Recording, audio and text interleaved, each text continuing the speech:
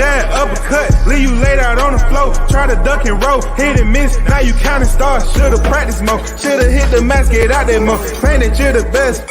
You gotta show me, son. Actions over words, baby boy. Is you real or what? Talking way too much, world come. Back sports, talking way too much, world come. Back sports, talking way too much, world come. Back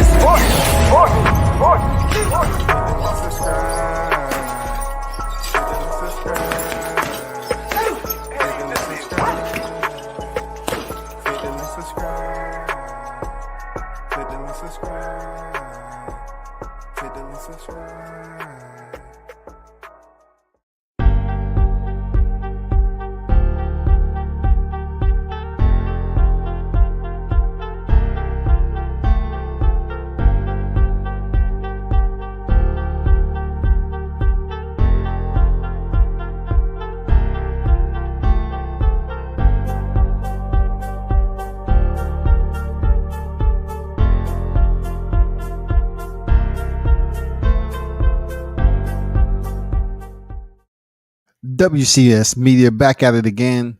Big salute to all the supporters that's in the building. As always, you're truly appreciated. Thank you for supporting the channel and everything else that goes along with it. You know, it's Sunday. Hopefully everyone went in there and was able to get their sins forgiven. You know, you was able to eat out with the fam, and just enjoy the seventh day. You know what I'm saying? Hopefully it all went well for you. Real talk. There's a lot that's going on in life, and we should be grateful, prayed up, keep faith, and continue to just be safe out there. So it was a fight recap. You know what I'm saying? Episode 133, fight recap with Ryan Garcia and Javier Fortuna as the main event, right? And once again, if you're looking down there, in the bottom left is a hot grease summer 2022.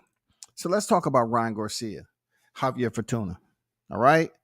It pretty much played out, unfortunately, how I thought it was going to play out. And that was Ryan Garcia went in there and dominated. Do I believe that Javier Fortuna knew his position, knew his role? Absolutely. Absolutely. Nobody's going to tell me different. No one should even attempt to waste your breath and convince me otherwise. Javier Fortuna played his position. He wasn't even freaking sweating when he came in the ring. You know what I'm saying? Though they were showing him doing light mid warm up. Hey, man, at least he made it to the 6th round. You know what I'm saying? At least he made it to the 6th round. But when it comes to Ryan Garcia, fighting at 140, maybe he does feel strong fighting at 140. Maybe he does feel, like he's a different type of beast at 140. But if you're going to hold up new resident at 140, you need to fight a 140 pounder. Don't attempt to campaign at the weight division, but yet you're still calling out 35ers. No, Ryan. Don't attempt to believe that you're going to call out Gervonta Davis to come up and fight you at 140. You're not the authority here. You're not the proven authority, Ryan Garcia. You just aren't, bro. You aren't the proven authority. Mayweather Promotions, Tank Davis, they do not load up and hit the road because you beat Javier Fortuna. Okay? Now, granted, Gervonta Davis have shown interest that he wanted to fight you way back when you was capping. He said he was asked, and he said, "Yeah, I'll fight Ryan Garcia." He has the fan base and all that. He was inclined to allow you to grace the square with him, so I ain't mad at him. You know what I'm saying? But at this point in time, you moving up to 140, and you want Tank Davis to return to a division where he's obviously going to be the smaller fighter. You have some height on you. You're going to be able to put on the weight. The whole scheme of maneuvering what happens in boxing, Ryan. And you want to have every advantage possible. But the problem is you're dealing with some individuals that love advantages. Floyd and Tank love advantages. They love being in position to make the calls. There's no way on this earth that you're going to be the A side facing Gervonta Davis. There's no way on earth that you're going to have any underlining authority to influence any type of negotiation process when it comes to Gervonta Davis moving up to 140. If he chooses to, out of the kindness of his heart, he will pretty much fight you at 140. That's it. That's out of the kindness of his heart if he chooses to fight you at 140. Let's be real. If he chooses to fight you at 140. Andrew Charles on deck. Salute. Dion Washington, my guy. What's good there, Dion? King Mitch on deck. Salute to you. Monica, salute, Queen. How you doing this evening? So Ryan has to understand that though he's trying to come back in his post-fight, he wanted to just wash away all the criticism that's been coming his way, especially from Canelo Alvarez. He wanted to say, just put God first and you just believe in yourself. And mental illness is a real thing. And, you know, you got to find strength to push through it. I understand. I heard it. You know, it kind of takes me back to Tyson Fury when he was returning to the sport, knowing that it looked like he had just dipped his face in a freaking bucket of flour. And his PR team got together and said, you know what, Tyson, you're returning back to the sport. We need something to come up with. So he used the mental health storyline. Now, listen, I'm not saying Ryan Garcia didn't have anything going on. Rich people have problems like that. Rich people have rich people problems. Serious. You know what I'm saying? And it might be too much for Ryan Garcia to handle at times. So that might have caused him to get a little depressed because with too much money and too much fame and being around in Hollywood, you know what I'm saying? He might have felt a little fuzzy. You know what I'm saying? Just a little fuzzy. He didn't feel warm. He just felt fuzzy. And Ryan being a young man in life, he might not be able to handle that. But his post-fight speech, you know, was motivational. You know what I'm saying? To anybody and everybody. Try to win back the fans that he lost when he was Mr. Capion. We haven't forgot that, Ryan. I thought his fight with Javier Fortuna was okay. This is why I'm calling the red flag on this fight. Because the first time that he wanted to go in there and land the left hook to Javier Fortuna's, you know, right side, he landed that left hook. His chin was up in the air, and there was some with the same left hook Luke Campbell went down. So guess what? We have individuals that have eyeballs. Internal to the eyeballs, we have a processing headquarters, which many of us call our brain. You know what I'm saying? That is the processing headquarters right there.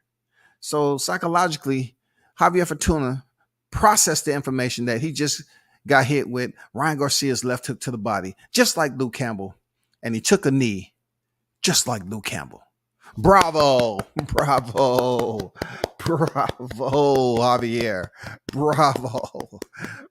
Bravo to you. I love it. So, moving on. When he went down, I say, oh, Javier drops from a left hook.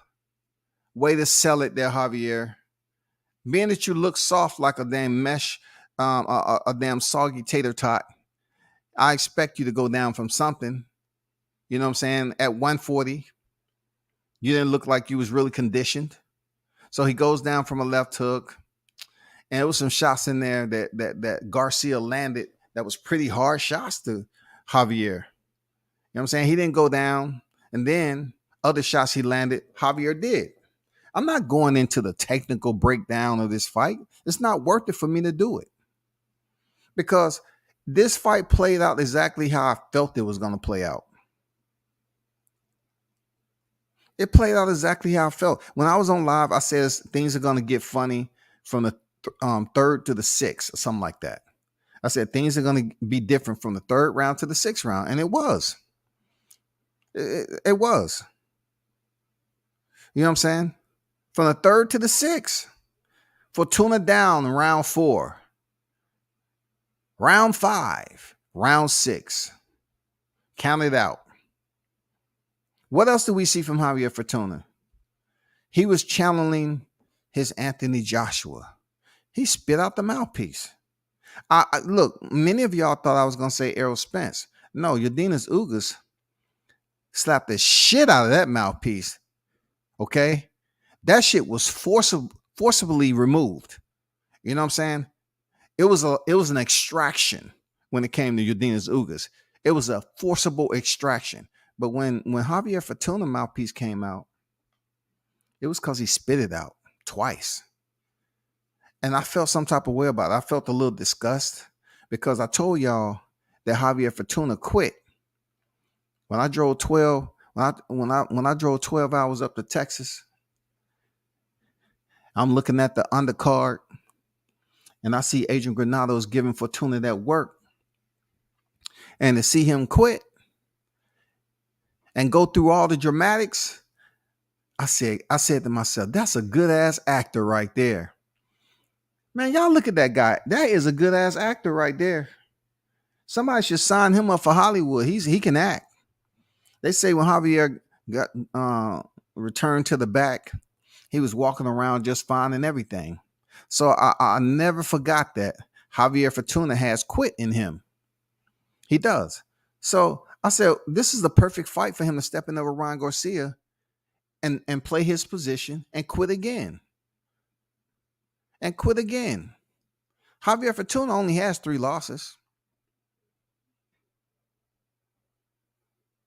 We're talking about heading in there with Ryan Garcia. Javier Fortuna only had 3 losses. It wasn't like people just going out there knocking out Javier Fortuna. So all of a sudden, Ryan Garcia gets his shot. And the first time he drops Javier is with a damn left hook to the body, chin in the air. The same thing Luke Campbell.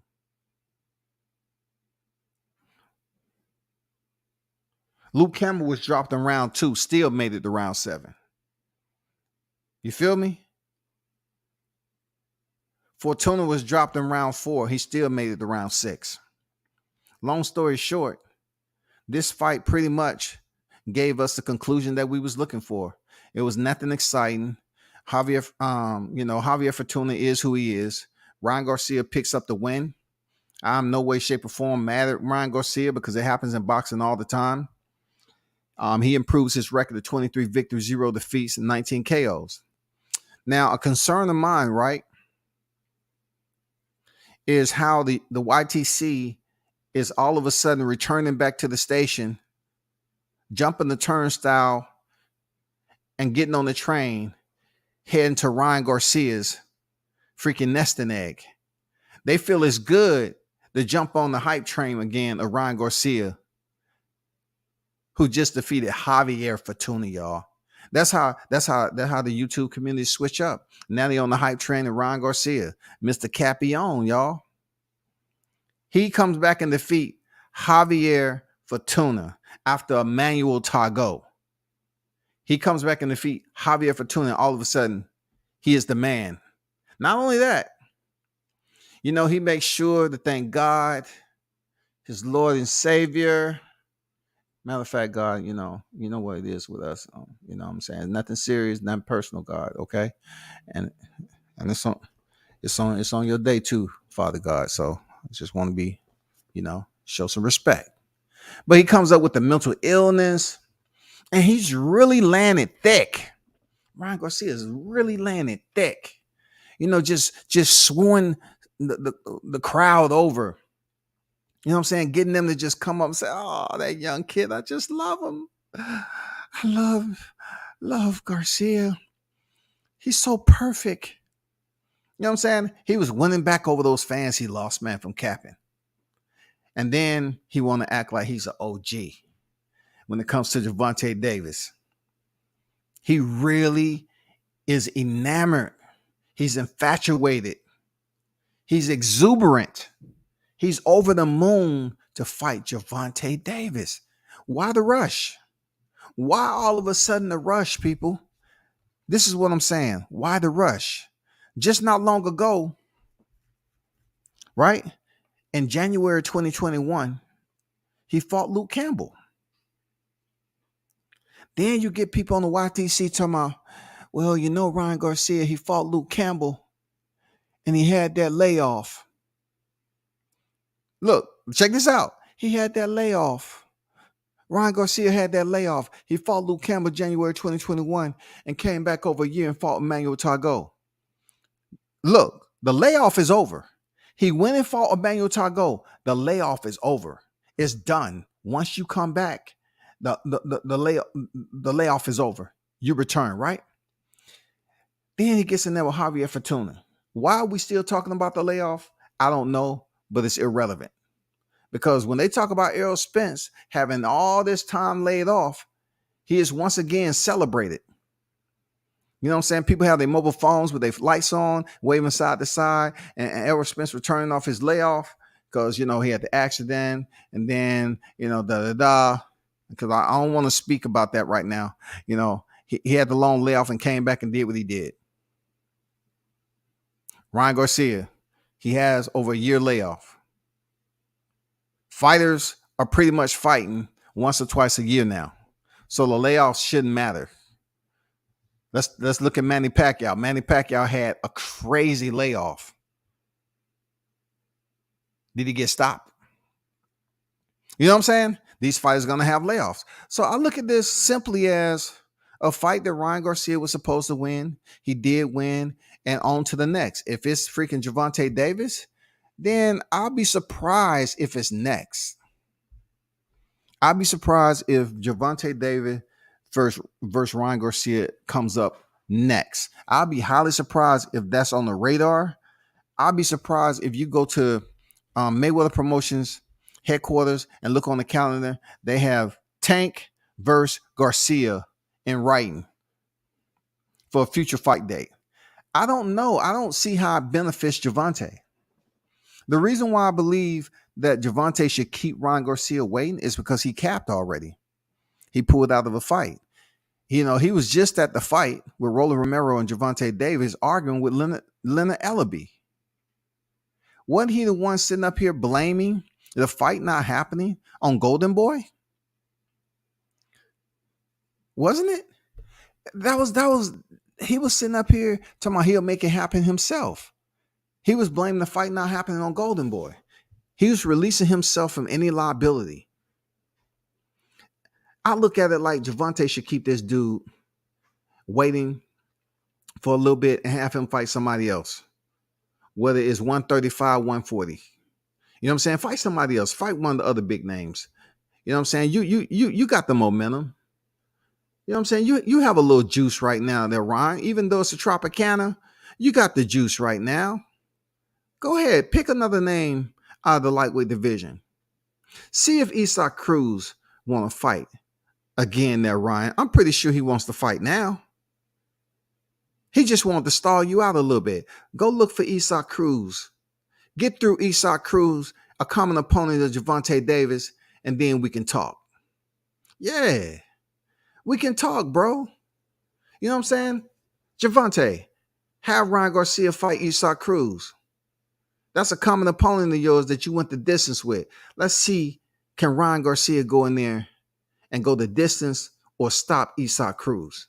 Yes, that's one way for us to figure this all out. You know what I'm saying? Through action. And that action is a common opponent, a recent common opponent. A recent common opponent. What better name is the one that supposedly you didn't want to fight?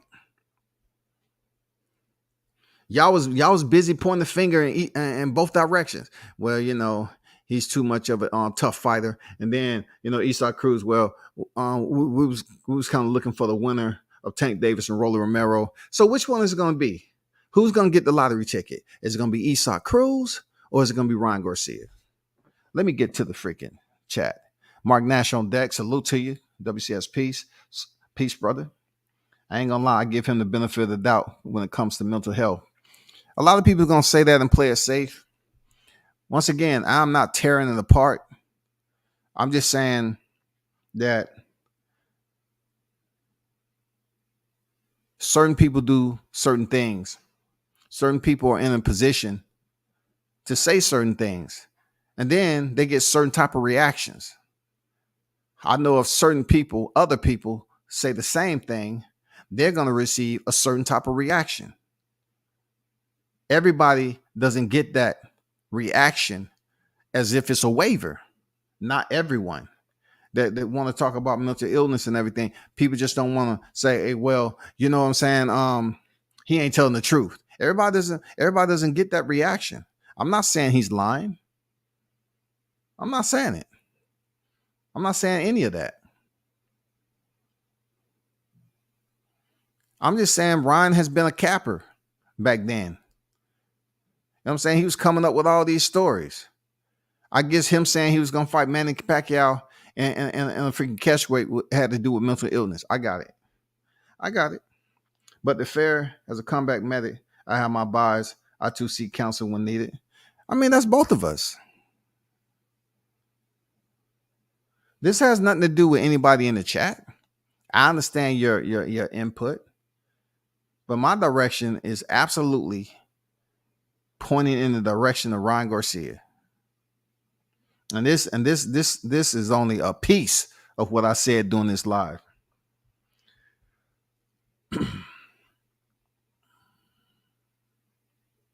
I don't think Tank should fight him because he pulled out of the fight with Tank. I'm not agreeing with the bandwagon or the train hoppers that's all of a sudden revisiting Ryan Garcia because he went in there and stopped Javier Fortuna. As y'all remember, because sometimes this YTC shit is very selective. Short-term memory, isn't so much as a necessity when it comes to YTC. You know what I'm saying? Ryan Garcia was talking all that shit after he won that fight. And he said he want Gervonta Davis. Now you have to understand, Mark, it's up to me to refresh memories. When he went on Mike Tyson podcast, you have to understand why I'm saying Gervonta should make him wait.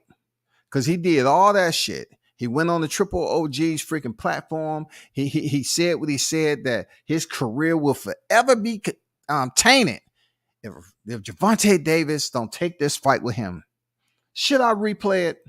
Should I go back and replay Mr. Capion? Okay, this live is not about freaking mental illness. It's about the truth and what happened. Let's go back and revisit. Tank, I'm gonna say it in front of Mike and Jeremy. If you do not take this fight, your legacy is forever tainted. Nobody will ever remember your name. Nobody. The money's there. I know you love money, but money's there. Damn. If you don't take the fight next, your whole legacy forever is tainted if you don't take the next fight with me. Oh my God. So since Ryan Garcia's legacy is tainted, shouldn't Gervonta Davis just hit the brakes on fighting him next? Are we that in desperation to go in the ring with Ryan Garcia after he said that on Mike Tyson's podcast? And also he had Gervonta on the phone, talking about the man was ugly and all that, and he was so pretty. It's just something weird and strange about men that sit up here and declare other men to be ugly. There's a certain type of feminism that's exemplified when that happens. Because what does attraction, the physical attraction, have to do with going in there for a physical altercation? It has absolutely nothing to do with it. Maybe for Ryan Garcia, because he don't want to get that face, scratched or cut up. That's why his chin is up in the air. You know what I'm saying? Amongst this being a bad habit, his chin up in the air because he don't want to get hit in his freaking mouth, cheek, brow. None of that. He don't want no cuts on that face. He's trying to stay pretty for the freaking silver screen. But when somebody goes on a Legends podcast and say your legacy will forever be tainted, and they supposed to get next up, they just supposed to get a shot just because they went in there and beat Javier Fortuna? No, bro. No. Hell no. Hell no. Just because he defeated Javier Fortuna, he's next up. No, man. How quickly y'all forget? How quickly y'all forget, bro? How this man called Gervonta Davis out post-fight. Then went on the podcast in a tuxedo outfit. Tell me your legacy will forever be tainted if you don't take this fight next. And what happens? He pulls out. He's a runner. He's a track star. He pulls out. Ryan Garcia pulls out, and all of a sudden he returns off his mental illness excursion. He hits the square. He gets a win against Emmanuel Tago, and now he steps in there with Javier Fortuna and stops him in 6th round. Kudos. But you shouldn't get the next shot at Gervonta Davis. You shouldn't. Y'all must have forgot. Gervonta Davis is a 3-weight champion. Pay-per-view. Y'all must have forgot. This is the same guy and Ryan Garcia who lost $20,000 betting on the guy that used to stalk him. And all of a sudden, y'all have a bromance going on. And it's all respect. After Rolly called you every name in the book, Ryan Garcia. He called you every name in the book, bro. He was showing up at your fights, punking you, telling you to step in the ring, all based off a sparring match. He just thought, hey, you my bitch. That's what Rolly was saying. You my bitch, man. I do what I want with you. You know, that's what he was saying. So all of a sudden he loses $20,000. That is another reason he shouldn't get the shot at Gervonta, because he went in there betting against Gervonta. He didn't bet on Tank. He betted against Tank. He didn't bet on Tank. He betted against him. And he returned and he said, oh, yeah, by the way, I want Gervonta Davis.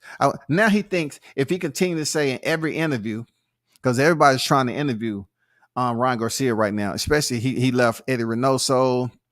And then, you know, the situation that happened between him and Canelo. Who did he pick between Canelo and Gennady? He picked Gennady. You know what I'm saying? It never stops. They want to drive off that momentum. So no, Tank Davis, man, go ahead and do what you do, bro. Do what you do. I'm moving on off that topic. I'm off this topic. I have to talk about Ryan Garcia's best friend right now, Rolly Romero. All right. So this kind of includes Gervonta Davis too, partially. Let me get back to the chat right quick, not to miss too many people. Let me take this down. Mitch say Ryan ain't fighting a real 140 pounder for a while anyway. We know how Golden Shower Girl Promotions does it.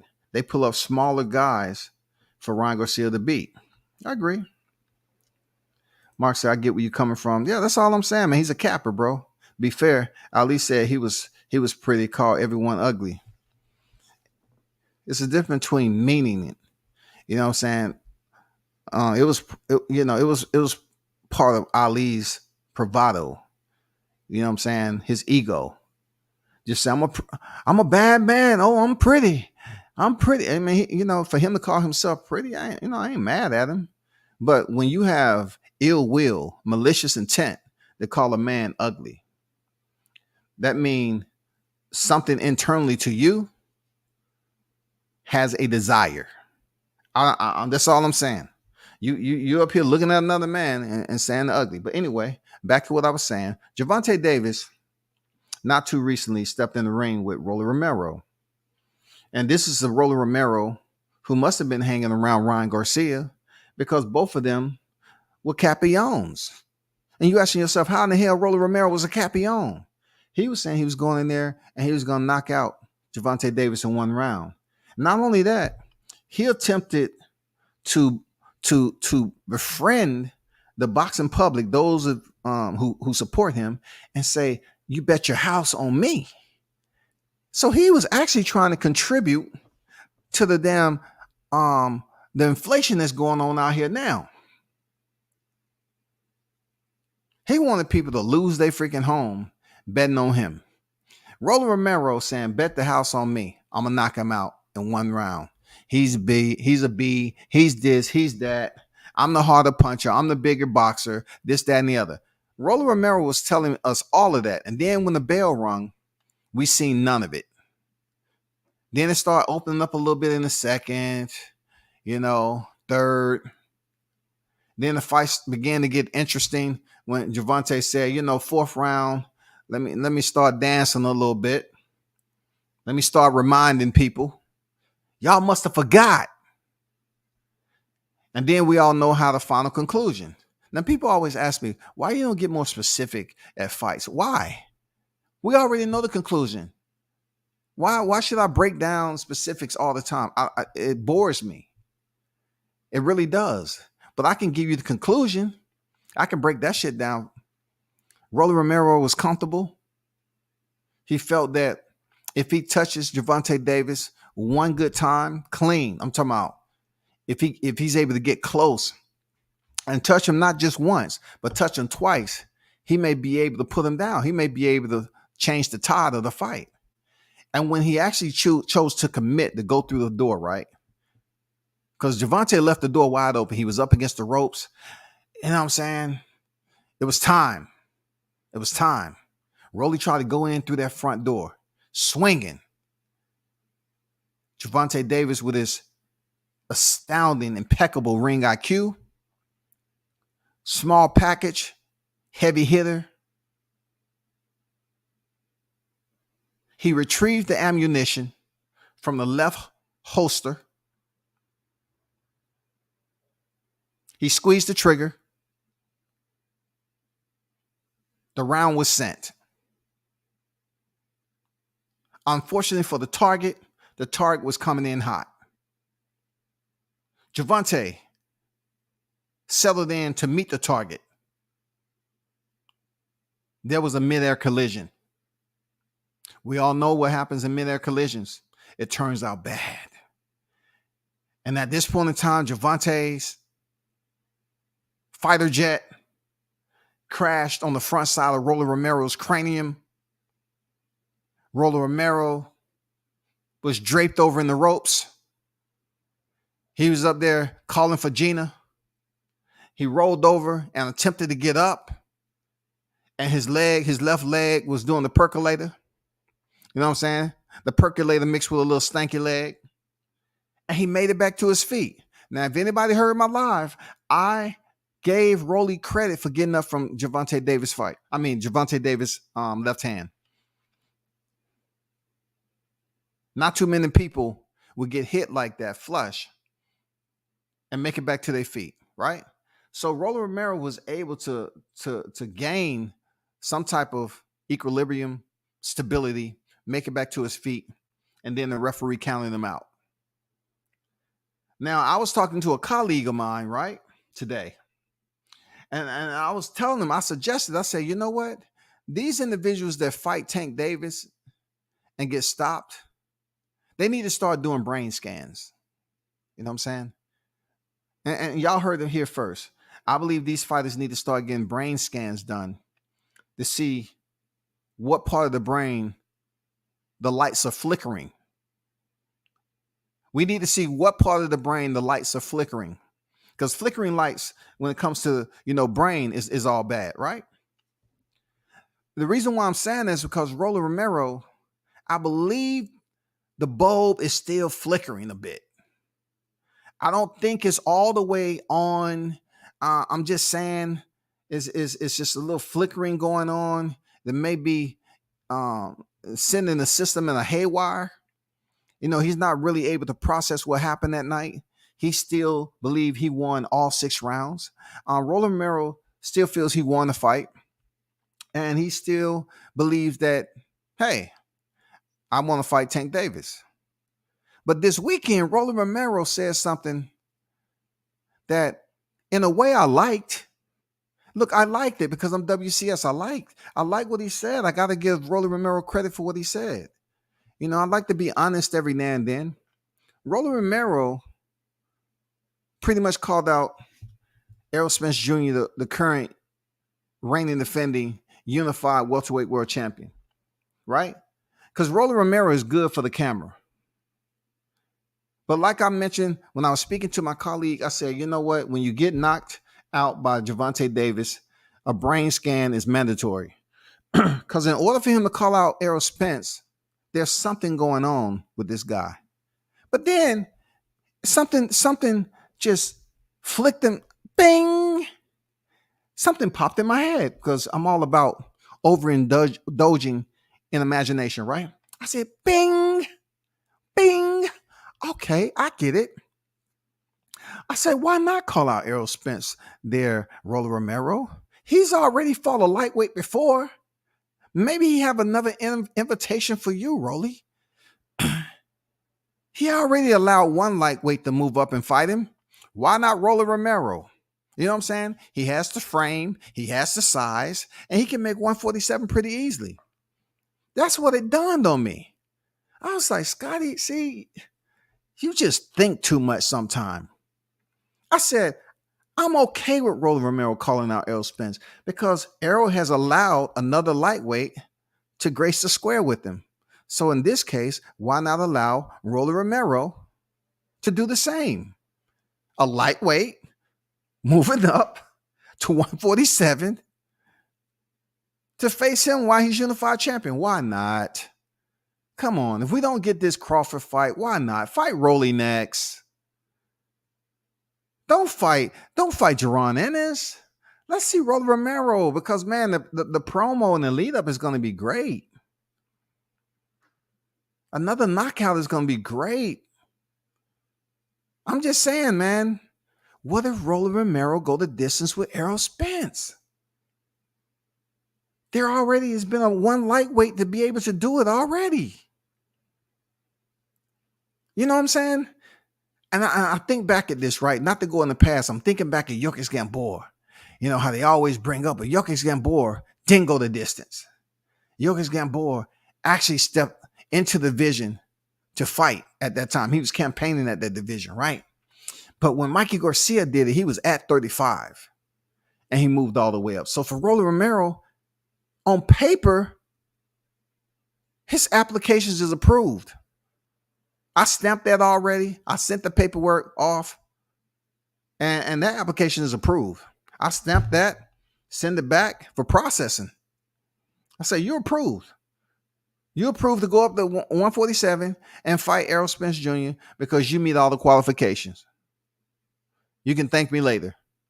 You know what I'm saying? WCS media at its best when it comes to admin logistics. I think Rolly should indeed step up and fight Errol Spence at 147. Why? Because Mikey Garcia was provided the Hallmark card, and therefore I believe that Roland Romero should get the same treatment. Real talk. I think he should get the same treatment. Teach on that. What's good? Rolly shooting for welterweight now. Yeah, Rolly was feeling himself, really feeling different. I think there's fragmentation for real when it comes down to it. I think there's some fragmentation from Gervonta Davis' left hand because anybody who's been in combat knows that a tank, they do damage.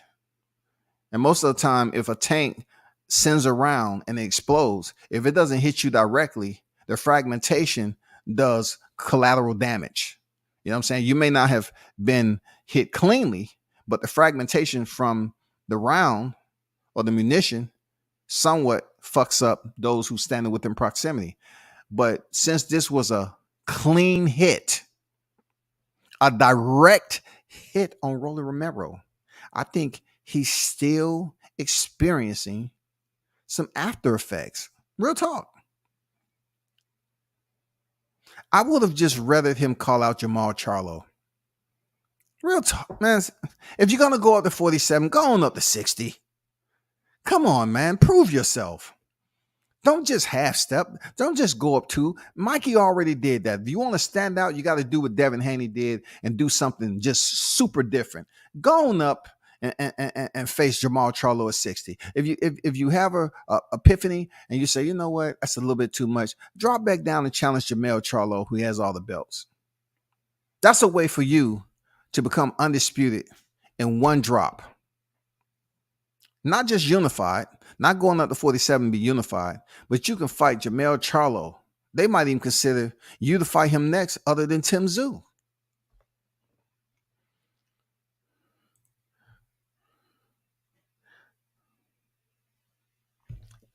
So who can Tank fight that would generate as much as Ryan this year?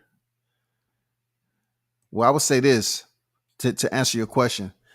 Javante Davis doesn't have to fight Ryan Garcia to generate revenue for this year per se. People complain who Javante Davis has already fought anyway. So if there's criticism as to the opponents that stepping in the ring with him, then what would be different, any different, if he doesn't fight Ryan Garcia this year? They're already complaining that his resume is subpar, mediocre. He's still on pay-per-view. He's not moving when somebody else say move. He's moving whenever they feel like moving. That's Leonard Ellaby's sentiment. They move whenever they feel like moving. So if he don't fight Ryan Garcia, they'll find somebody to fight. Anybody at this point in time that steps in there with Javante Davis is damn near like Canelo Alvarez when they get a shot with Canelo Alvarez. Real talk, bro. You know it well as I do. Isaac Cruz stepped up. Look, check this out. Isaac Cruz stepped in at the last minute. He went the distance. They say a star was born. That's from fighting Javante Davis now. So whoever he chooses to fight, he'll be just fine. He'll be just fine, man. Because they always trying to keep us guessing. Whoever they decide to fight, he'll be just fine. It's still going to be pay-per-view. And he just came off from fighting Rolly Romero, for God's sake. He just came off from fighting Rolly Romero. He just came from fighting Rolly Romero, a guy who brags about starting Boxing League, a guy who was gifted a WBA interim championship, a guy who was gifted versus Jackson Marinez. Rolly Romero. And he's going to have a problem if he doesn't face Ryan Garcia. Please. It's no rush, bro. It's no rush, really. It's no rush if he fights Ryan Garcia or not, in my opinion. Now, is it beneficial, a lot more beneficial, if he was to give Ryan Garcia the shot? Yeah. Yeah, of course, because you have more people returning and saying, oh, Ryan Garcia, he's the truth now. He's redeemed himself. He's what they call it? He's rededicated. Ryan Garcia is rededicated now. I got it. Rolly got bigger fish to fry. He trying to fight Spence. Yeah, man. Rolly Romero want that dang, he want to be that hot grease, man. Rolly's trying to be that hot grease. Anyone can call out anyone. Gary Russell Jr. was calling out Crawford. For Gary Russell to be compared to this, it's no comparison. Gary Russell, how many divisions down again? Let's count together. All together, 30, 35, 40, 47. So you're trying to tell me him moving up 4 weight divisions from featherweight is the same as Rolly Romero moving up from 35? And he's a big look. Rolly Romero looked like he was a cool super welterweight in there when he fought Tank. He looked big, dog. It's not the same as Gary Russell. It's not the same. It's not the same. And really, nobody took that serious. We just know they have serious animus between one another from the AMs. You know what I'm saying? And we're going to leave it at that. Frank Martin, deflector activated. Now, see, this is a situation right here with Frank Martin, right? Frank Martin is a name that looked okay against Jackson Marinez. Jackson Marinez happened to be a common opponent of Rolly Romero. I didn't really want to, even try to sway them into the same, into the same boxing conversation, because they're busy up here trying to make another fight with freaking Chris Colbert. So why should I waste time bringing him to the conversation with Rolly Romero, and Errol Spence is up here negotiating via social media as if the fight's going to be made and everything with Chris Colbert, who's going to be stepping up from 30. So I just left that alone. You know what I'm saying? If I was to do it, it'd just be for banter. You know what I'm saying? Frivolous banter. That's it.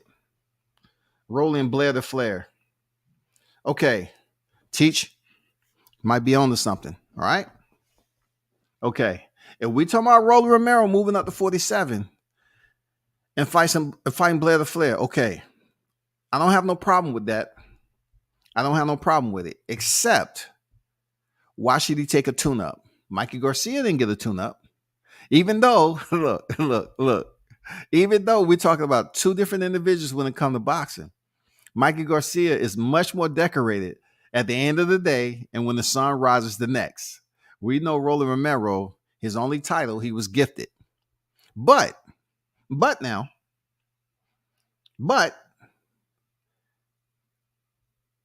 if that fight presented itself, right?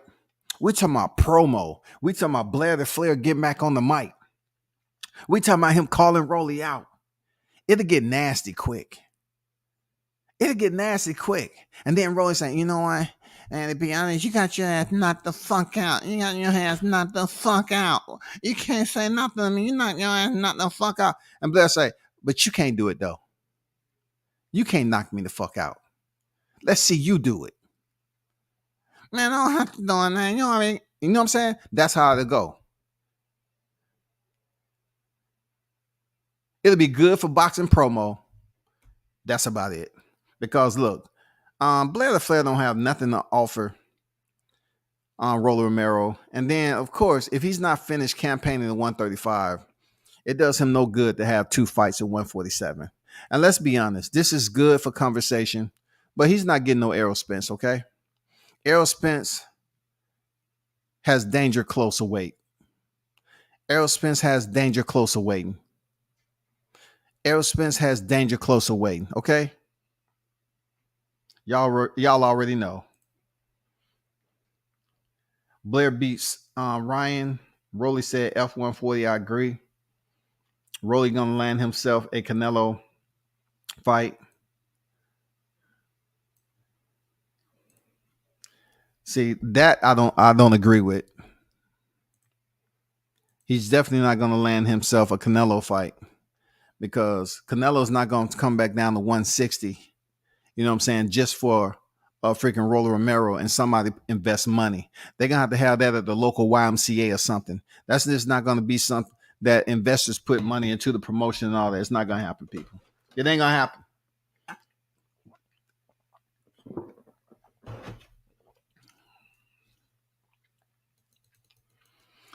Rolly seems to be on cold with Latinas lately. Man, they love him. You know, hey, he's Cuban, but he still get a little pass. Rolly's Cuban. And he's funny, dog. Rolly's a funny guy. Real talk, man. Deep down in my heart, Rolly's a funny guy. He's a good guy. I have to give Rolly his respect, even though I do lay on criticism of him. I told you why. You know what I'm saying? He helped me out when I was at the Barclays. You know what I'm saying? I apologize, Rolly, for being on your neck. But some of the shit you do, it's deserving, bro. And you know how other people influence, you have people on YTC who they're getting good with a fighter and then they'll talk bad about the other media person just so you won't get any more interviews and stuff. Yeah, that's happened to me. You know what I'm saying, with this particular fighter. But it's okay. It's okay. It's not just one boxer in the world. D-Ray Promotions on deck with it. Salute D-Ray.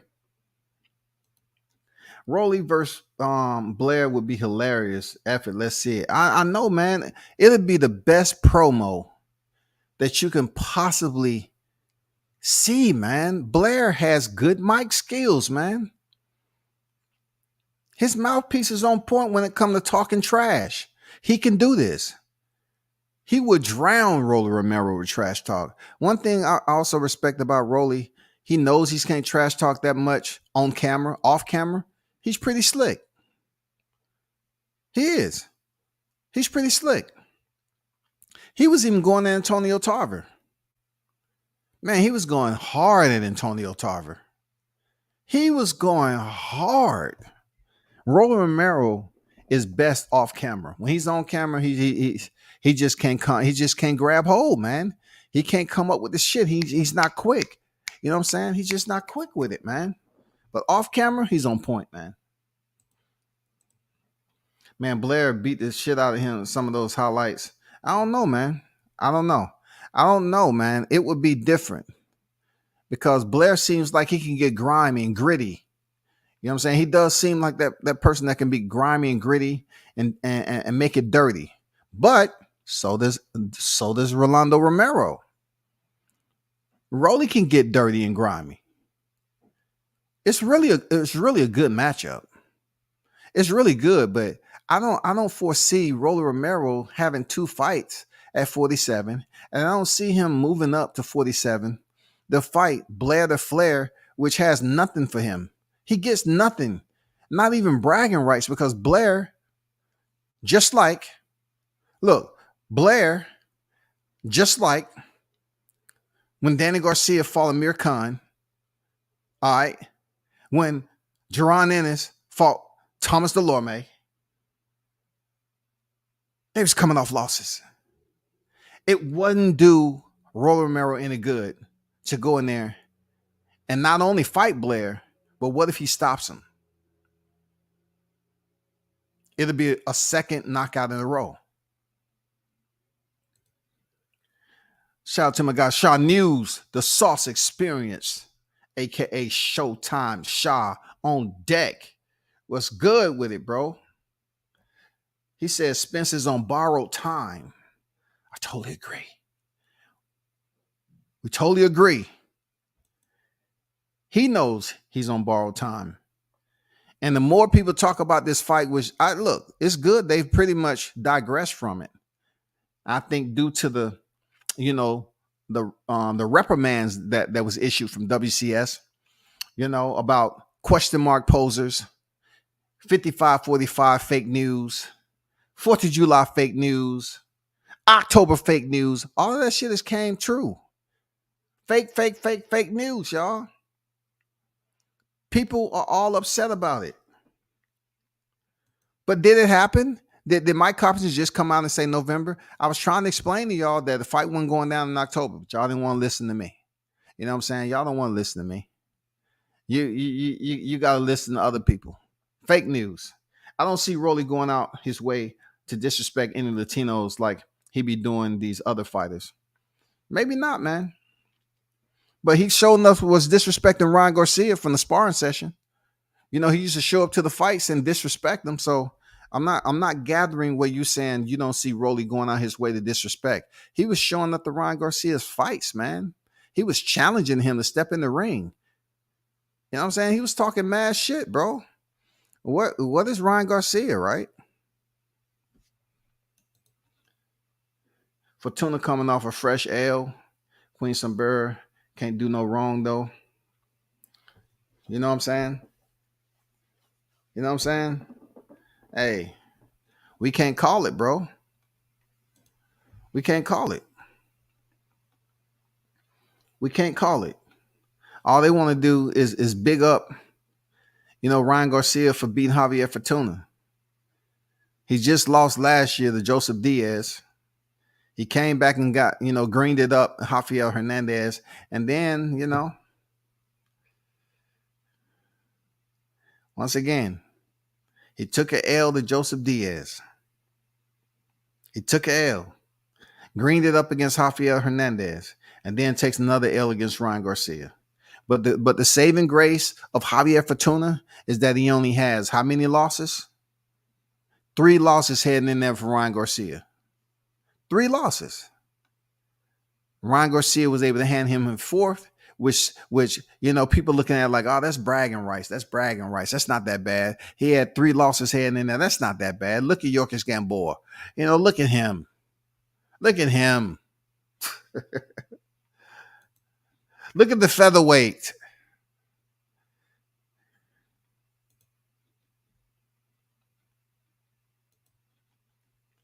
It's all good. It's all good, man. It's all good. We do what we do, man. We're not perfect human beings. And speaking of perfect, I I need to address something of a live that I made the other day. Now, those of you that's in the chat totally understand that there's channels on here that can cuss people out, mute them, kick them off the panel, drop the links for other people to join on. It happens all the time on YTC, man. It happens all the time on YTC. But understand that at this juncture in my life, I didn't just become a grown-ass man. I've been one for quite some time. And getting down to it, I don't know why so many people was hitting me up in my DM saying that so-and-so's waiting on me. Blue is waiting on me. Didn't I explain in my live this shit wasn't personal yesterday? Are y'all that freaking petty that when it comes down to somebody saying something about your favorite channel, why y'all don't protect me like that? Let me give you a rundown why I should be protected. I'm a father. I even go further to say I had a son that passed away. I lost a child in life. How many can say you have a child in the ground, in the dirt? I lost a child in life. Moving on. I went in the military when I was 17 years old, man, straight out of high school. Straight out the city of the A. Went in at 17 years old. Did 20 years in the military. I don't get no love. You can't, none of y'all gonna protect. Sit up here and give me that YTC protection plan. 20 years, y'all. 20 years in the military. And I'm seeing people send me DMs talking about Blue waiting on me. Why are you waiting on me, bro? See, that's what people don't get when they don't pay attention. When I saw you in person, it was respect, and I told you the live wasn't personal. But don't ever get it twisted. There's no hierarchy on this YouTube shit. There's no hierarchy on here. I told you it wasn't personal. What other language do you want me to speak? Y'all act like y'all supposed to go scotch-free on y'all side of the street and everything and cool. You can say and do what you want, and it's supposed to go unquestioned. But why do I have grown men shooting me DMs talking about Blue waiting on me? Last time I checked, come on, y'all. Last time I checked, I do what I want to do on my channel the way I run it. He does what he wants to do. Y'all trying to turn this shit like y'all always do. Somebody mentioned one of your favorite channels and you start shedding tears and you start acting like, grown ass babies. Why, man? And some of y'all out there, some solid cats. But do me a favor. Like y'all wasn't listening to my live. The only reason I responded to that is because Blue dropped in my chat and wanted to call somebody a lie without even allowing me to explain anything because somebody misquote. And the only thing I was saying to him is that he's not perfect himself. He makes mistakes. I makes mistakes. But don't sit up here and summons me. Why that protection ain't for United States veteran, a retired military officer? I don't get that respect. Because my DD-214 tell me that I get that respect. My DD-214 tells me what my respect. When I walk in the medical, that $8 copay I pay tells me I get my respect.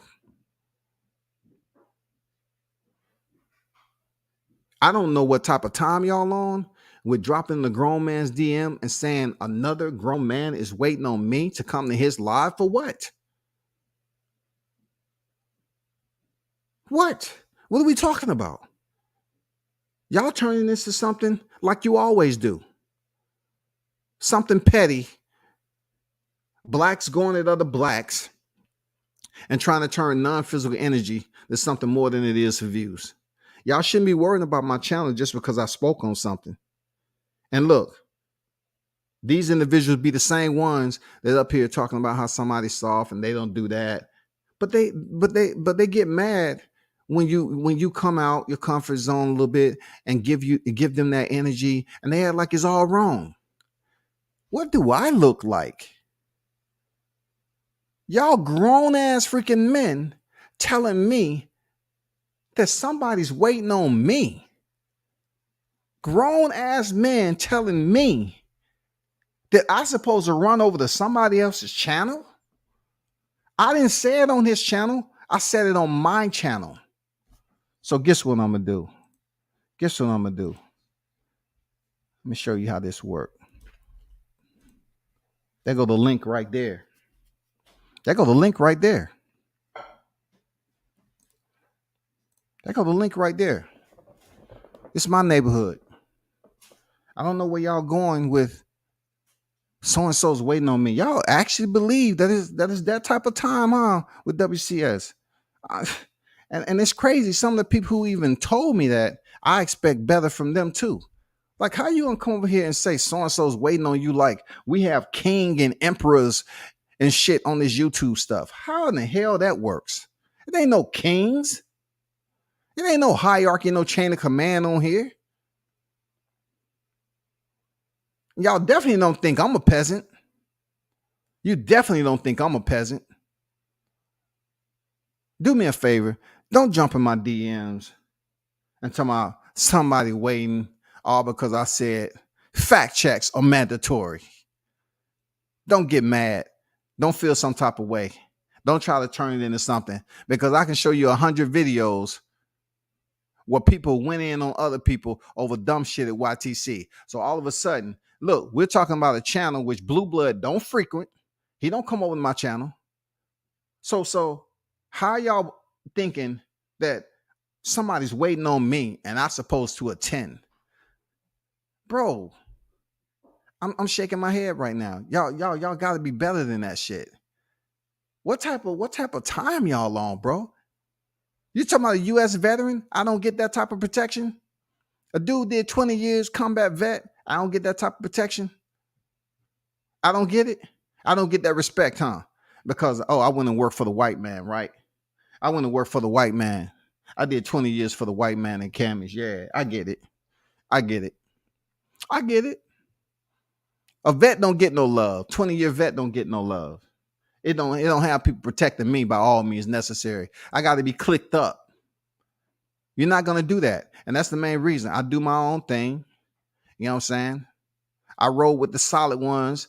You know, shout out to Showtime. I roll with the solid ones. You know, D-Ray out there. I roll with the solid ones, dog. I roll with the solid brothers out here. Team Williams. I roll with the solid ones, man. I don't have to worry about anything else that's to my left and right mirror. But y'all dropping me DMs now. Grown ass man saying that somebody's waiting on me. Blue is waiting on me on his live. How are you waiting on me, bro? When you don't come over here to my neighborhood where I said it originally. And what are you coming over here for? Because everything I said cannot be debated. He didn't get dropped in the 10th. He didn't. And he never stopped Danny Garcia. That's non-debatable. And what I said about freaking Yorkis Gamboa is fact. Then he's campaigned in the division. You cannot compare Mikey Garcia and say he has all this accolades and a lightweight who's better than anybody not named Sean Porter than Terrence Crawford resume. Who cares? Who cares? Who cares? He never had a fight at welterweight before he stepped in the ring with Errol Spence. But you all, the ones who I consider to be knowledgeable boxing heads, continue to bring up a fight that's not even in comparison to Mikey Garcia.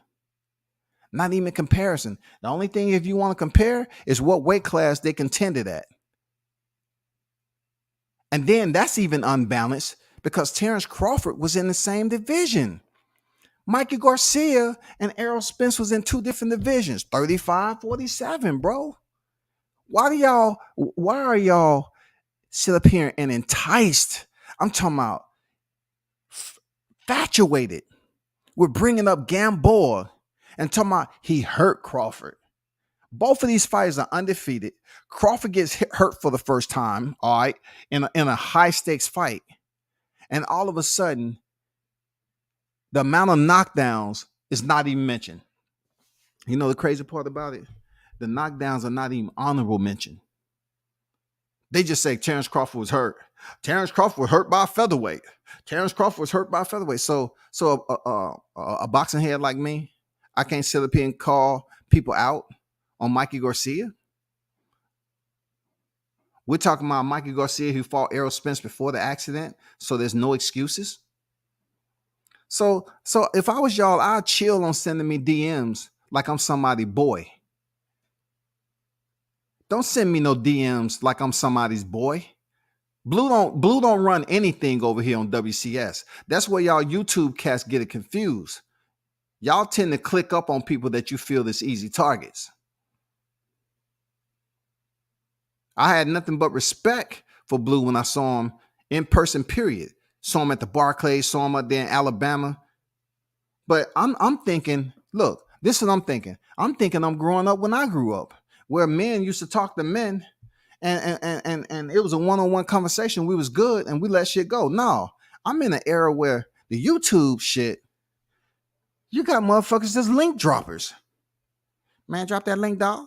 Drop that link. Send me that link, dog. Give me that link. Give me that link. I got to get that link, dog. Get that link. It's almost like, listen, give me that link. Give me that link. Give me that link. Come on, give me that link. Come on, shoot that link to me. Shoot that link. Come on, man. Home Slice, give me that link. I need that link. You got cats that'll be talking, and in the process, if somebody show up in the neighborhood or whatever, they dropping links so motherfuckers can pull up on them on the panel. That's what type of era we in right now. We in the era of link enthusiasts.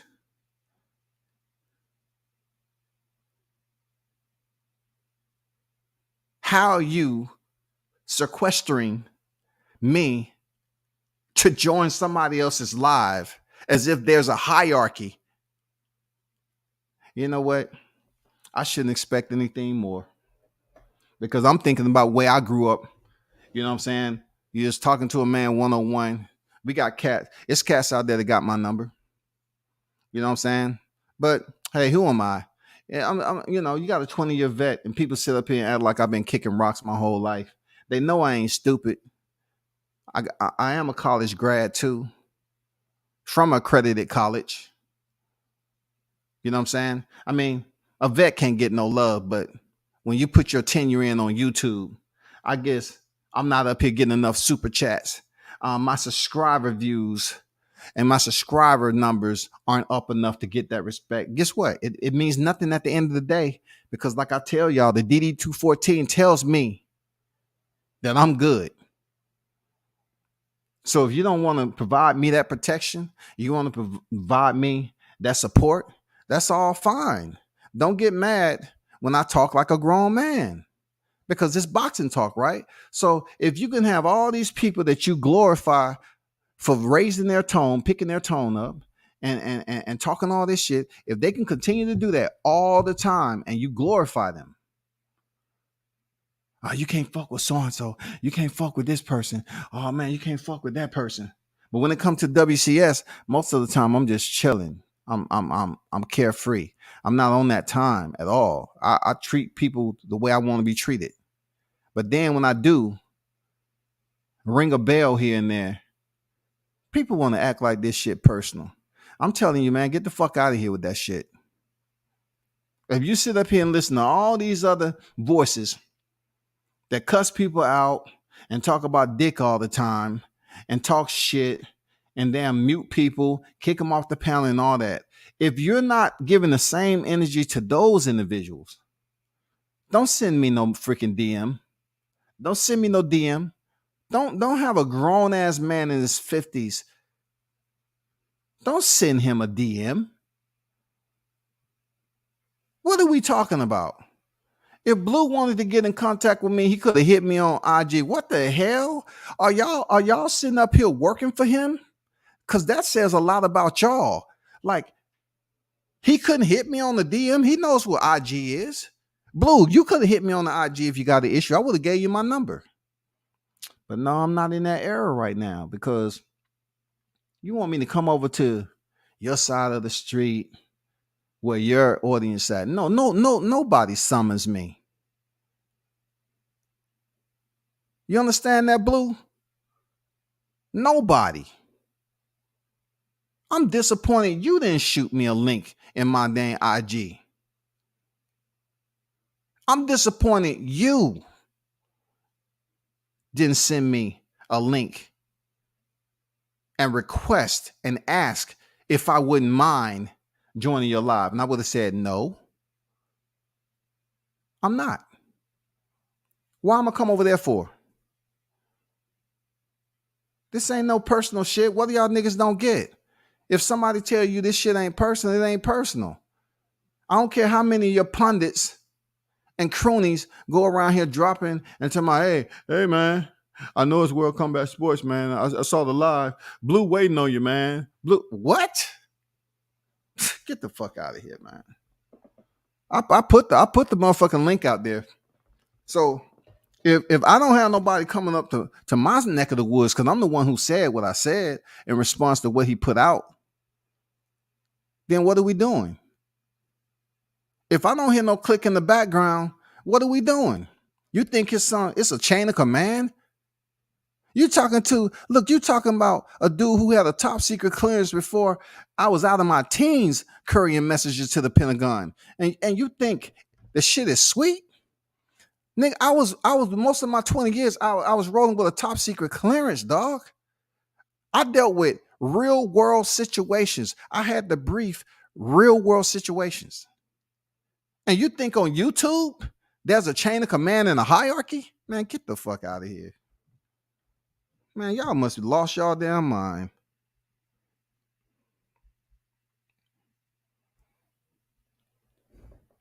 Yeah, like a United States veteran is just an average mofo. I'm not the average dude, bro.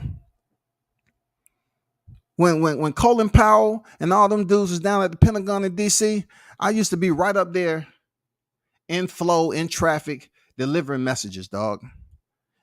In communications. Who can say they have an ITS?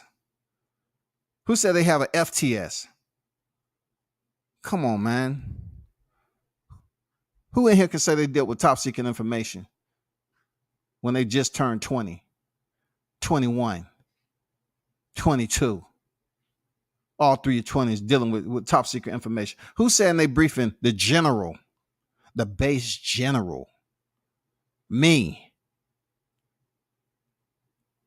Do your research. Go ahead. Do your research on me. Go ahead. Ask Marines what's the difference between a Navy Achievement Medal and Navy Commendation Medal. Ask them which one comes before what. Usually you get a Navy Achievement Medal before you get Navy Commendation, right? Not for me. I received the Navy Commendation Medal before I even received the Navy Achievement. Navy Commendation recommended by General, because I was a general's briefer. A general recommended that. Not a Navy Achievement, but a Navy Commendation Medal. Now, it may not mean nothing to any one of y'all that's on YouTube, but my DD-214 tells me it means a lot to me. And somebody who did 3 years on the drill field pushing recruits to become Marines. 3 years. 3 years, y'all.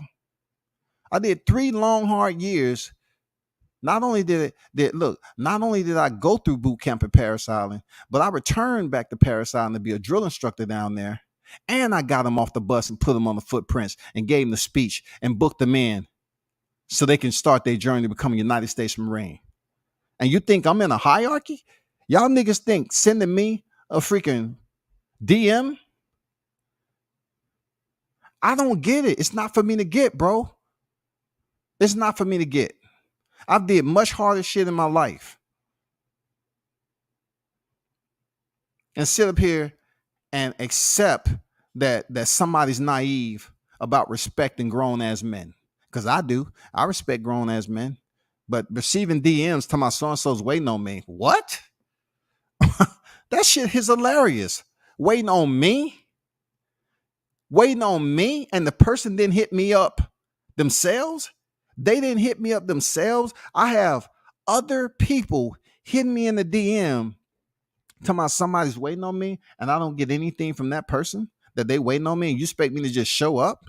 What is this, tag along?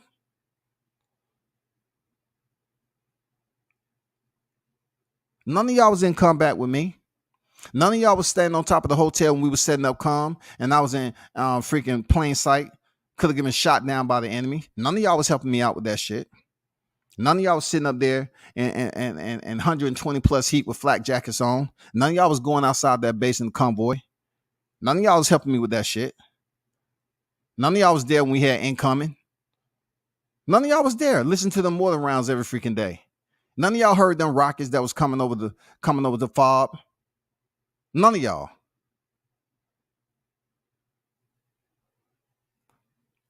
And don't think I ain't see one of these instigators that was over there talking about he boxed in the Marines. I know when you saw me pull up in that live chat, you know who you are. You got the hell up out of there because I would have said, oh, you did? So you saying you boxed in the military? What year was that? What year was that? See, I ain't say nothing. Grown man shit. I didn't say anything. But you was trying to sit over there and talking about you boxing in the military, and I said, no, this not even my fight. But you know you was capping, bro.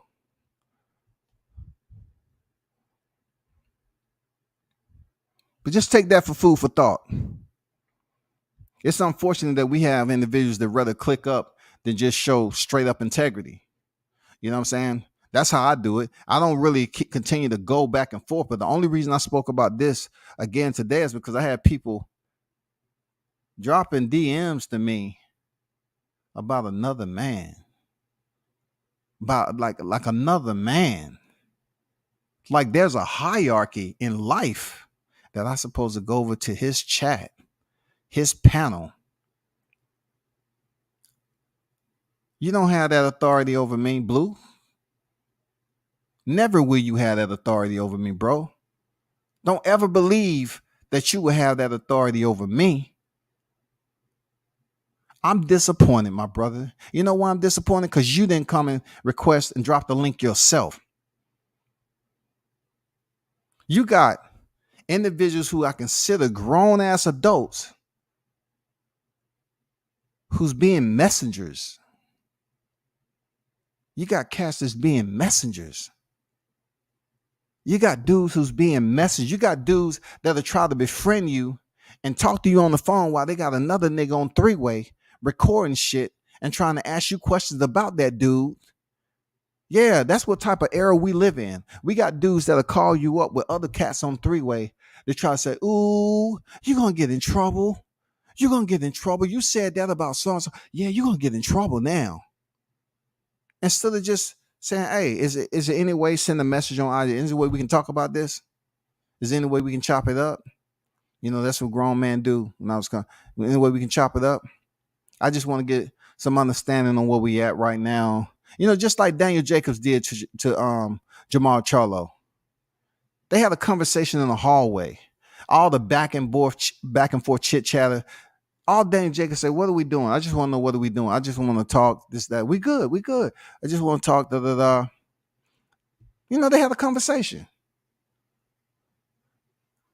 But I'm just seriously disappointed. Like, as much as I do for boxing, as much as I did for the amateurs, as much as I did for the regional cards, as much as I did on the highest level, as much as I learned in this sport from supporting individuals that really didn't give a fuck about me, but I still went in there, a 20-year retired vet, put my time in, grinded in the trenches, learned what the fuck to do to get the lack of respect as if I'm in some type of chain of command on this YTC shit is lunacy to the fullest. Lunacy to the fullest, y'all. That just goes to show you when it comes to blacks, that's why we don't have our own companies and work together. This is a perfect example on YTC. The perfect example. Because we can't work side by side. It has to be a hierarchy. And it's okay to have a hierarchy. But it can't be a hierarchy where you know the person at the top is dead ass wrong. but you co-sign it just because you want to be a part of something. That's not leadership. Leadership is listening to those who are around you, beneath you, or beside you in order for y'all to grow together, not somebody who's sitting up here pointing the finger and trying to be a dictator. I'm asking y'all respectfully, don't ever send me another DM unless it's from the person that needs to send me a DM. I don't know what type of era or what type of daylight that you thought you was on, but you talking to a grown man and saying so-and-so's waiting on me is stupid.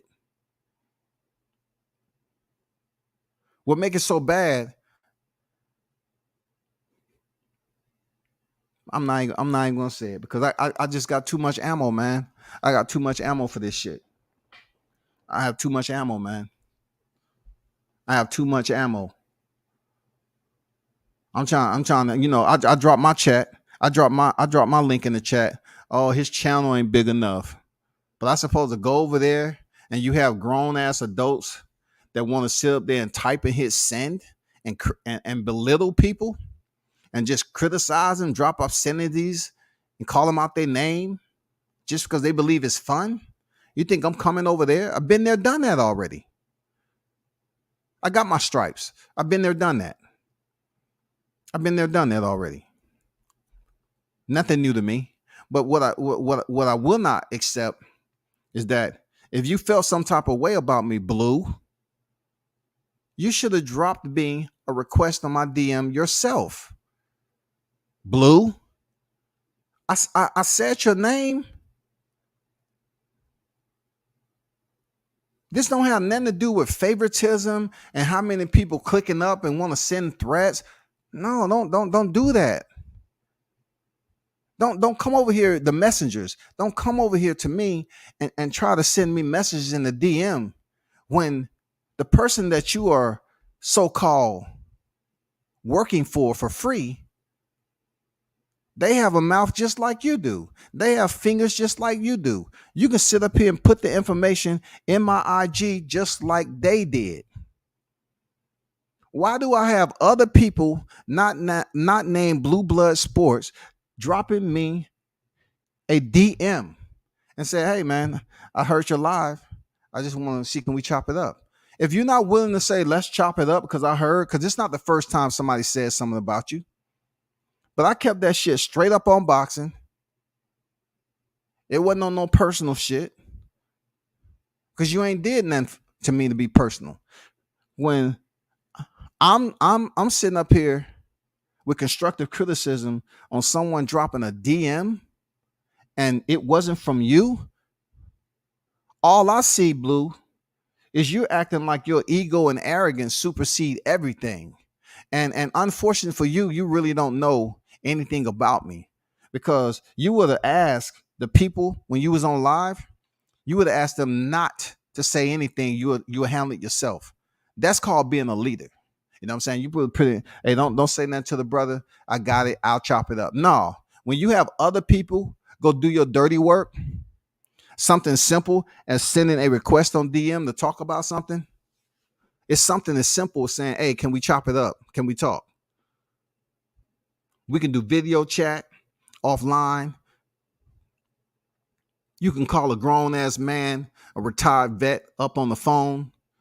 You have all these resources, but yet other people up here, oh, Blue waiting on you. Blue waiting on you. We waiting on you, man. We waiting on you. How the fuck are you waiting on me? And the person that's doing the live can't be waiting on me because I haven't heard anything from him. Y'all have to stop all this trying to bully shit. Y'all got to stop it, bro. Wasn't I the same one up here saying it was fucked up what Charlo said about Blue to my unsubscribe and all this other shit? How fucked up that was. He didn't help build the channel, but yeah, he's trying to say unsubscribe to him because of what he said. Wasn't I the one up here saying that was fucked up on Charlo to do that? But that don't matter, right? I don't get that protection program. I don't get that plan, right? Because it's plenty of time. I just saw the man up in Alabama. It wasn't them but mutual respect. But when it comes to boxing talk, I guess people tend to pick and choose who can sit up here and speak their mind and who can't. Y'all have to stop bloviating or exaggerating what I do. In one breath, you're saying I don't have a channel, not blue per se, but the people say I don't have a big channel. But yet, I feel what I'm doing is extremely big, and it basically overshadows anything I have going on my channel. My shit is real and authentic. It's on all social medias, and you can go to worldcombatsports.com, a website that I keep up on my own. I keep that shit up on my own. World Combat Sports is trademarked. I've been to some of the biggest fights on my own. And then I've also been real cordial to people at Fight Week. It's been nothing but respect. But it's all good, man. It's all good. I ain't worrying about it because that just lets me know what I already understand about this YouTube shit is that you may have grown-ass men who frequent this and do content and whatever, but when it comes time to speaking on something, they're off that. Unless you internal to their group or in their company, I don't know what respect grade they're giving one another. Like I don't have to ask for respect from none of y'all. I demand respect. I don't ask for it. Demand of respect is how you carry yourself and act. Period. What more is there to say? I don't go around disrespecting people. The only time I ever mention names is when somebody mentioned my name or something went down a certain way. That's it. Those are the only times you really heard somebody, World Combat Sports, mention somebody else's channel. But what nobody on here would ever think is that I'm going to go running over to somebody's channel because their messengers out there.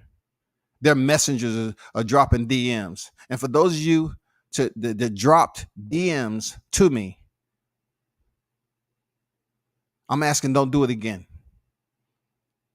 It makes you look bad.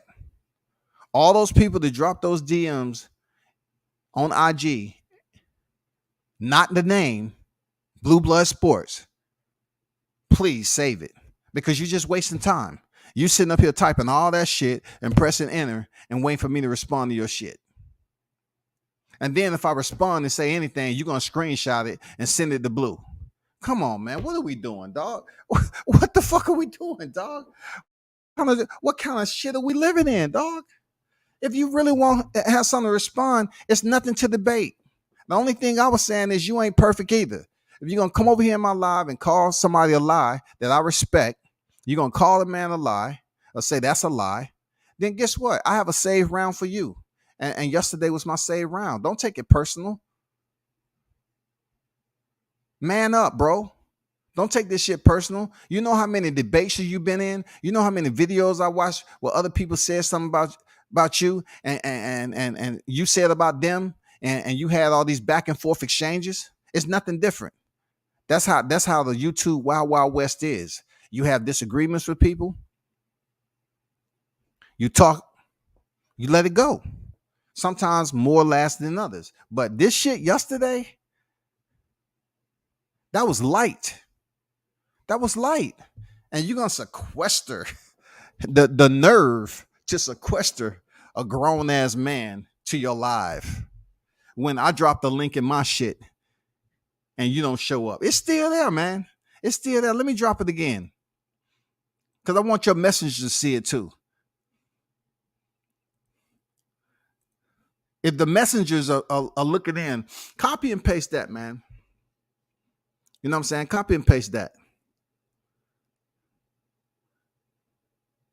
I'm open. I got time. I'm open. I got time, bro. There's no hierarchy over here. There's no, people want to bully and expect people not to respond. And then they want to talk about who a soft nigga, who a hard nigga, and all this other stuff. Where we at, black people? Where we at with this shit? We can't do as much as call somebody up and chop it. All these damn communication, resource for communication, you can't do it. You can't hit somebody on a PM, a DM, a PN. You can't do that. Y'all can't send a text. Seriously. I'm not even emotional in that. That'll be the next thing it come out. Oh, so-and-so's emotional. They'll screenshot and record the audio like I did, and they'll say so-and-so's emotional. Go right ahead. Go right ahead. It's all good. But what I do know, make sure you screen record this. My link is in the chat. My link is in the chat.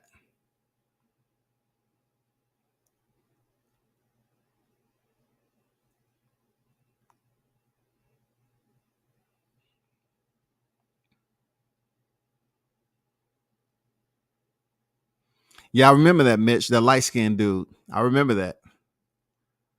Yep, I remember that. Instigator. But they have groups like that. They have cats that roll in the group. You know what I'm saying? It's always that dude that's willing to, he might box a little bit in the gym. That particular guy you're talking about. He might be able to throw hands. Like there's some dudes that's not in the ring, but they've been fighting for a long time, bro. They can throw. You know what I'm saying? I'm sure a whole lot of people are too old to be acting the way they do. That's all I'm saying, Andrew. That's all it is. They won't take a screenshot and run and tell daddy and hope they get a pat on the head. Bro, the dudes, like, I don't expect that from anybody I really rock with. I don't expect them to act like this, bro. I don't expect them to act like this. We got to change, man. We got to change, bro. We gotta stop, because as much as they say that, you know what I'm saying, men are not being men, they're taking a role less than a man. And then you have women that's trying to be men. They taking less role of a woman. This shit got to stop, dog. We got to stop. Some of y'all acting like you just holding a beta position. And the only time you want to power up, is amongst your people. And how about powering up mano a mano? Have a conversation and say what you got to say. I mean, how difficult is that shit, bro? Like, what am I doing, man?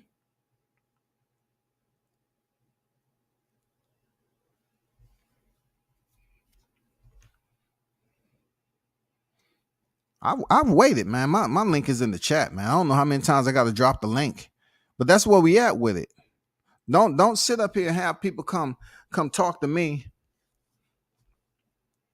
and you think your ego is too big to pull up on the boulevard. Don't ever drop me no DM, and you unwilling to click the link over here for a channel who don't even do panels like that. I don't even have panels all the time. So me and your channel is pretty damn, consistent in that particular format, that we don't do panels all the time. But just because it's more numbers and you think there's a hierarchy on YouTube, I'm gonna tell you, from sun up to sundown, shit is different. That's all I'm gonna say. Shit is different. Outside this YouTube shit is different. Real talk. It's different.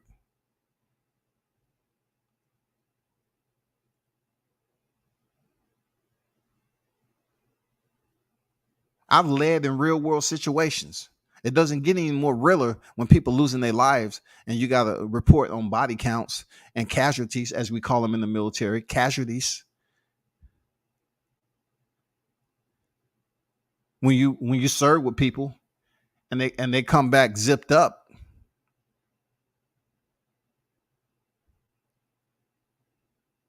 it doesn't get any realer than that. When you know people's family and they get that flag, YouTube don't have nothing to do with that, do it? We don't have no day that we celebrate veterans. Veterans don't have no protection plan over here. You know what I'm saying? People say, oh, I was in the military. Well, okay, cool. I never said you wasn't. You know what I'm saying? If you was in the military, kudos to you, man. Much respect. As long as you understand that, stop acting like I've been going around barefooted kicking cans all my life and I ain't did nothing special. You know what I'm saying? Outside of being a family man and everything else, a husband and all that, Stop acting like, I sit up here and put a special waiver in to get the YouTube respect. I did this shit on my own. I don't give a damn. It's not 500 people listening. You see my work, and guess what? A lot of y'all cats don't even click on or like my shit. I don't go in here and complain because I don't care. I know you see it, and that's it. But y'all see the pictures I take. Y'all see the video content I put out. Y'all see where I'm at. All that, and y'all won't like none of that shit. And y'all cats are in my DM. You're in my DM. You a messenger? You a messenger, dog. Y'all messengers showing up in my DM. Y'all messengers. Y'all be the hardest dudes out here in the street. Come on, nigga, do this, nigga, do that. I'ma fuck this up and fuck that. Y'all willing to throw it all away to prove it to one dude. But y'all a messenger on here. You are a messenger for something that has absolutely nothing to do with you. Remember, I told you that.